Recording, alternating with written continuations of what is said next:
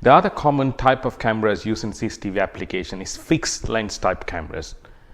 Now with these fixed lens type cameras, you don't have the option to change the lens size. They often come as 3.6 millimeter. So whatever the lens size that you get, you just have to stick to it. So it's important for you to analyze and find out what is the right lens to use for the given situation. But however, this is the most popular type of cameras used in CCTV applications. As far as the cost is concerned, fixed lens type cameras are slightly cheaper than the varifocal cameras. But often students make the mistake of buying a varifocal camera instead of the fixed lens camera. So you have to find out the right camera for the given scenario.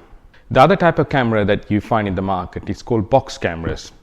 Now as the name suggests, box camera is just a box. What you don't get is you don't get a lens with the box camera. Box cameras don't come with a lens. So that means you have to buy the lens separate, which is an additional cost for you. However, the box cameras are used in places where you need a customized solution. The biggest advantage of the box camera is that you can define the lens size.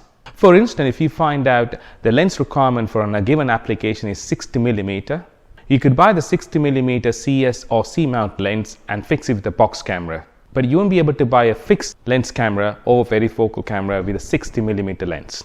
Often students misunderstand about box cameras, thinking that box cameras are old type of cameras. That's not the case. Cameras are more of a customized solution rather than a prefix solution. So it's pretty much like you hire a professional photographer or decide to do it yourself. A professional photographer will carry a number of lenses, but he would have paid a huge amount of money just for the camera itself and then start buying different lens sizes. Or you would decide to just go and buy a camera which has a fixed lens on it. But the end results are not always the same. The other type of cameras we're going to look into is motorized lens cameras.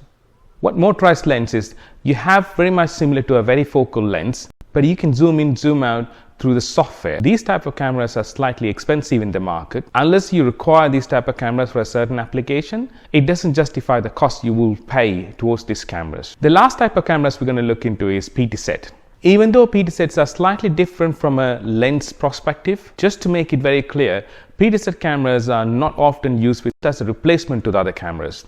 Pdc cameras have their unique features. For instance, you could zoom, pan and tilt. With other cameras, you will not get these options. Pdc cameras are used with either a software. Pdc cameras should be used in conjunction with a human interference who will be able to zoom in, zoom out, monitor the cameras, or you have to use a software to control the cameras. Pdc cameras are often used in places where you need monitoring, constant monitoring.